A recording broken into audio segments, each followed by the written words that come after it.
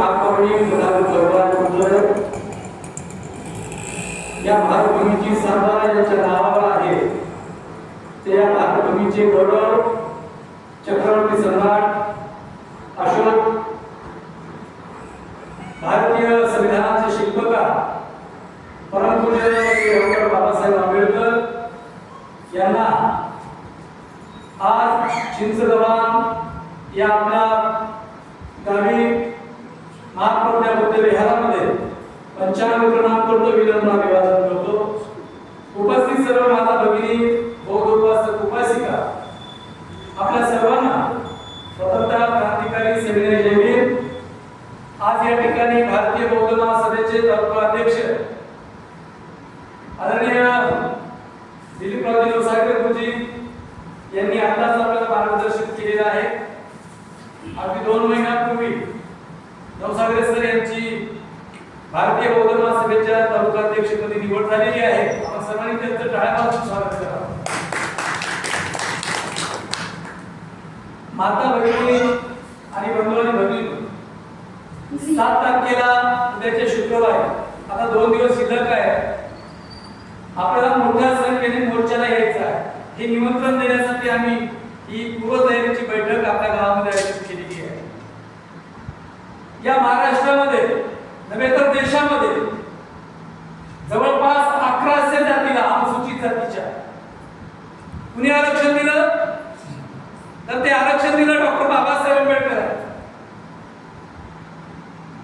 500-550 जातीला आदिवासीच्या कुणी आरक्षण दिलं, बाबासाहेब आंबेडकर. 6743 जातीला कुणी आरक्षण दिलं, तेही बाबासाहेब. या देशातील महिलांना 33% आरक्षण दिलं. या देशाच्या आर्थिक दुर्बल घटकातील 10% लोकांना ईडब्ल्यूएस आर्थिक दुर्बल घटकाचं आरक्षण दिलं. कुणी दिलं? बाबासाहेबांनी.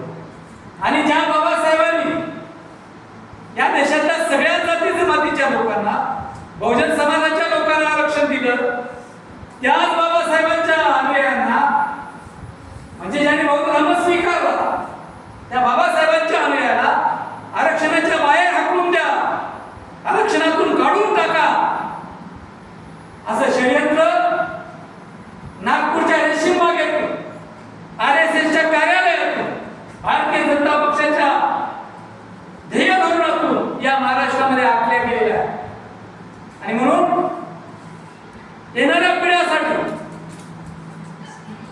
आज तुम्ही आम्ही शिकलो, थोडे 4 पैशाची नोकरी 4-2 लोकांना मिळाली म्हणून संपूर्ण समाज सुधारला असं होत नाही.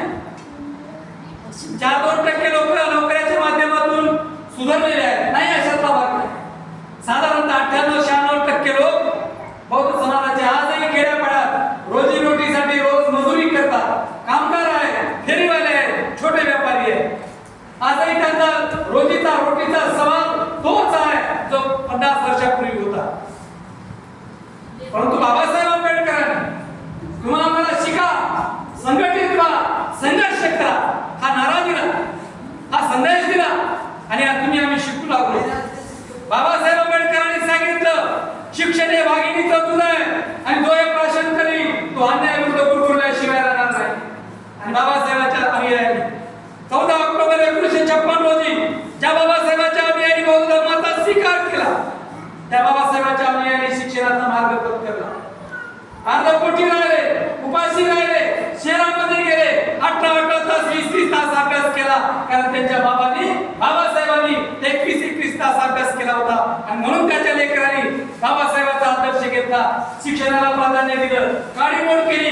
गाडगे बाबा म्हणायचे आरती भाकरी खा, पोरांना शिकवा. गाडगे बाबा म्हणायचे मोळी विका, पण शिक्षण शिका. एका कर्मयोगाने आम्हाला संदेश दिला, आम्ही तो आत्मसात केला. एका महाज्ञानी प्रज्ञावंतांनी आम्हाला संदेश दिला, आम्ही तो मार्ग आत्मसात केला आणि आम्ही थोडाफार नोकरी केला. म्हणजे सगळा समाज स्वीकार फार पुढारलेला नाही. अशा काळामध्ये देवेंद्र फडणवीसांचं सरकार 1 ऑगस्ट 2024च्या नवीन दर्शनी वर्षे पंजाब राज्य या कोर्टाच्या निर्णयाच्या आधारे संपूर्ण राज्यामध्ये, देशामध्ये अबकड नावाचं पोट वर्गीकरण अनुसूचित जातीमध्ये म्हणजे एसी मध्ये लावण्याचं पाप करत आहे. कोर्टाच्या माध्यमातून त्यांनी षडयंत्र रचलेलं आहे. या देशाच्या भारतीय जनता पक्षाच्या सरकारने कोर्ट विकत घेतले, सीबीआय विकत घेतली, इलेक्शन कमिशन विकत घेतलं आणि त्यांच्या माध्यमातून या देशाच्या संविधानाची तोड करायला सुरुवात केली. आणि अशा काळात बाबासाहेब आंबेडकरांनी तुम्ही आम्हाला दिलेलं आरक्षण, अनुसूचित जातीचं आरक्षण, नागपूरचा देवेंद्र फडणवीस काढून पाहतो आणि जर त्याने हे आरक्षण काढून घेतलं, अबाकडे लागू केलं तर उद्या तुमची लेकरं शिकणार नाही, उद्या तुमच्या लेकरांना येणाऱ्या पिढीला नोकऱ्या मिळणार नाही, उद्या तुमच्या हातामध्ये घरकुलाची योजना असणार नाही, समाज कल्याणची योजना असणार नाही, तुम्हाला अल्प उदाहरण म्हणून विहीर भेटणार नाही, तुमच्या दलित वस्तीचा निधी तुम्हाला भेटणार नाही. हे सगळी नाकाबंदी हे सरकार करून पाहत आहे. आणि अशा काळामध्ये या सरकारची मनसुबे त्याची धोरणं उद्ध्वस्त करण्यासाठी संपूर्ण महाराष्ट्रामध्ये अनंतराव आंबेडकर साहेबांच्या नेतृत्वाखाली, भारतीय बौद्ध महासभेचे कार्याध्यक्ष भीमराव आंबेडकर यांच्या नेतृत्वाखाली, बाबासाहेबांच्या राजकारणातून आदेश झाला, हे आरक्षण उपवर्गीकरण रद्द झालं पाहिजे आणि त्याच आंबेडकरी घराण्याचा आदर्श आपल्या डोळ्यासमोर ठेवून आम्ही दिल्ली, मुंबई, लातूर आणि सगळ्या ठिकाणी मोठमोठे मोर्चे निघत आहेत. आंबेडकरी चळवळीचं केंद्र असलेल्या हदगाव शहरामध्ये सुद्धा या आवाकडे विरोध करण्यासाठी आम्ही या मोर्चाचं आयोजन केलेलं आहे. आणि म्हणून या मोर्चासाठी उद्या 7 तारखेला 11 वाजता हदगावला यायचं आहे. आपल्या घराला कुलूप लावायचं, 1 दिवसाची मजुरी गेली तरी चालेल. बाबासाहेबांनी तुमच्या आमच्यासाठी 4 लेकरं मातीत काढली, मग मला तुम्ही सांगा तुम्ही 1 दिवसाची मजुरी बुडवून आहात की नाही? बाबासाहेब आंबेडकरांनी आपल्यासाठी संपूर्ण जीवनभर संघर्ष केला, तेव्हा तुम्हा आम्हाला सोन्याचे दिवस आले, उजेडात आलो. त्या बाबासाहेब आंबेडकरांच्या चळवळीसाठी, बाबासाहेबांच्या लेकरासाठी, बाबासाहेबांच्या समाजासाठी तुम्हाला 1 दिवस वादळ वाऱ्याची, पाऊस पाण्याची तमाला बाळगता आपल्या कष्टाचा 1-1 रुपया गोळा आपल्याला मिळेल ती वाहनं तयार करून 11 वाजता 7 तारखेला शुक्रवारी हदगावच्या मोर्चात यायचं आहे. आणि ते येण्यासाठी आम्ही तुम्हाला आग्रहाने विनंती करत आहोत. या मोर्चाच्या कमिटीला आम्हाला तुमच्या पैशाची अपेक्षा नाही, तुमच्या सहकार्याची अपेक्षा आहे. तुम्ही 11 तारखेला ऑटो लावा, जीप लावा, ट्रॅक्स लावा, कुठलाही वाहन लावा, मिळेल त्या वाहनाने, मिळेल त्या साधनाने मोर्चामध्ये दिसा. तुम्ही मोर्चामध्ये यासाठी दिसा, उद्याच्या पिढीच्या रक्षणासाठी, त्याच्या शिक्षणासाठी, त्याच्या आरक्षणासाठी, त्याच्या नोकऱ्यासाठी. आपल्या लेकराबाळाचं भविष्य आपल्याला सांभाळायचं आहे, आपल्या पुढच्या पिढीचं आयुष्य आपल्याला सांभाळायचं आहे. आणि म्हणून जर पुढच्या पिढीचं आयुष्य आपल्याला सांभाळायचं असेल तर आपल्याला आज कर्तव्य बजावावं लागणार आहे. आपल्या बापदाद्यांनी बाबासाहेबांना दिलेलं आरक्षण टिकवलं म्हणून आजपर्यंत आलो आपण. जर उद्या महिन्या 2 महिन्यात 15 ऑगस्ट पर्यंत या सरकारनं हे आरक्षण काढलं तर उद्या तुमच्या लेकरांना शिष्यवृत्ती मिळणार नाही, नोकरी मिळणार नाही, शिक्षणात आरक्षण मिळणार नाही, कुठल्याही शासकीय समाज कल्याणच्या योजना तुमच्या घरापर्यंत वस्तीपर्यंत येणार नाही. म्हणून आजपर्यंत संविधानाने दिलेला जो अधिकार आहे तो अधिकार कायम ठेवण्यासाठी मी तुम्हाला कळकळीची विनंती करायला आलो. माता भगिनीला घराची विनंती आहे. आपल्या चळवळीचा बॅकबोन, आपल्या आंबेडकरी चळवळीचा बॅकबोन म्हणजे पाठीतकणा ह्या आमच्या माता भगिनी आहेत, आमच्या महिला भगिनी आहेत.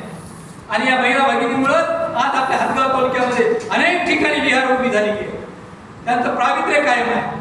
सगळ्या माता भगिनीला, महिला मुलाला माझी हात जोडून विनंती आहे, मायानो, तुमच्या लेकरांच्या भविष्यासाठी, आपल्या सगळ्यांच्या लेकरांच्या भविष्यासाठी उद्याच्या 11 तारखेच्या मोर्चात तुम्ही दिसल्या पाहिजे. त्या आग्रहाचं निमंत्रण तुम्हाला देण्यासाठी आलो. आणि वाटेल त्या वाहनाने, मिळेल त्या साधनाने उद्याच्या 7 तारखेला शुक्रवारी 11 वाजता हदगावच्या मोर्चामध्ये दिसावं आणि बाबासाहेबांच्या उपकारातून थोडंसं उत्तरदायी व्हावं, थोडंसं ऋण फेडावं ही विनंती करतो. थांबतो. आम्हाला पुढच्या